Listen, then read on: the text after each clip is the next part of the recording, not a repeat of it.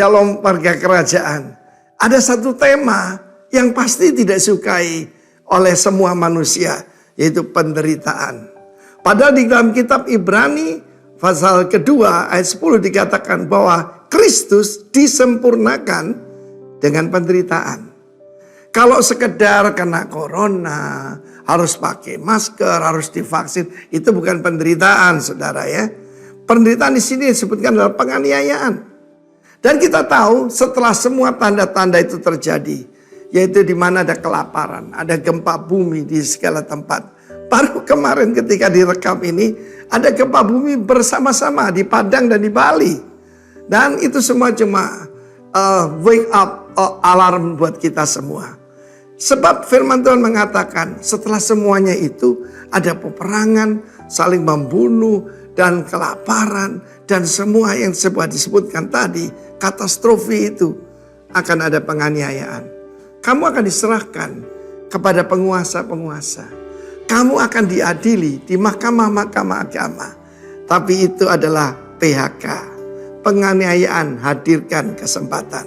Saya ulangi sekali lagi. PHK, penganiayaan hadirnya kesempatan. Dan tidak usah kamu berpikir apa yang akan kamu jawab. Ya, bagi pengikut Kristus itu saya biasa. Saya tidak usah cerita di sini. Sejak 40 tahun yang lalu saya mengalami saudaraku fitnah, aniaya, ancaman, intimidasi berulang-ulang dalam hidup saya. Tapi saya mengerti satu hal. Pertama-tama ketika Nabi Musa meninggalkan Mesir tanpa takut, dia menganggap penderitaan karena Kristus, menganggap penderitaan karena Kristus lebih dari seluruh kekayaan Mesir. Dia bisa jadi Firaun berikutnya. Dia memilih sengsara bersama umat Tuhan.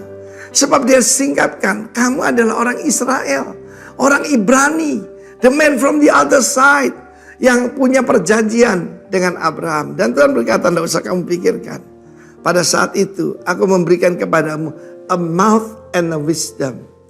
Di dalam Kisah Rasul pasal ke-7, kita melihat bagaimana Stefanus ketika declaring God's mandate, dia terangkan mulai daripada saudaraku, dari Musa, David sampai kepada Kristus, dan yang mendengarnya tertusuk hatinya, dan dia dirajam batu jadi martir yang pertama. Tetapi dia melihat ke atas dan dia melihat Kristus siap berdiri, siap menyambut dia. Kristus berdiri itu untuk menghancurkan orang yang menganiaya dia. Dia bilang, Tuhan, jangan tanggungkan atas mereka. Dengan berkata demikian, dia menyerahkan nyawanya. Luar biasa. Penganiayaan itu sesuatu yang normal buat pengikut Kristus. Kamu akan dibully, kamu akan dihina, paling sedikit dipersulit, paling sedikit mengalami ancaman, intimidasi. Tetapi juga akan tiba waktunya orang yang membunuh kamu mengira mereka berbuat bakti bagi Allah. Mengenai suffering for Christ, 1 Petrus 2:20 mengatakan bahwa kita mendapatkan kasih karunia, multiplied grace kan. Kasih karunia bukan cuma untuk diselamatkan, bukan cuma untuk diberkati, but to suffer for His name. Dalam Kisah Rasul pasal 4, ketika Petrus dan Yohanes, mereka ditahan, dianiaya, disesah, karena ada orang lumpuh dari lahir, melompat dan berdiri, berjingkrak-jingkrak memuji Tuhan. Dan dia berkata, karena orang itu sembuh, kami dianiaya gak apa-apa. Mereka keluar bersuka cita. Sebab mereka dianggap yaitu layak menderita karena nama Kristus. Renungkan ini. Sebab salib itu sekarang jadi hiasan.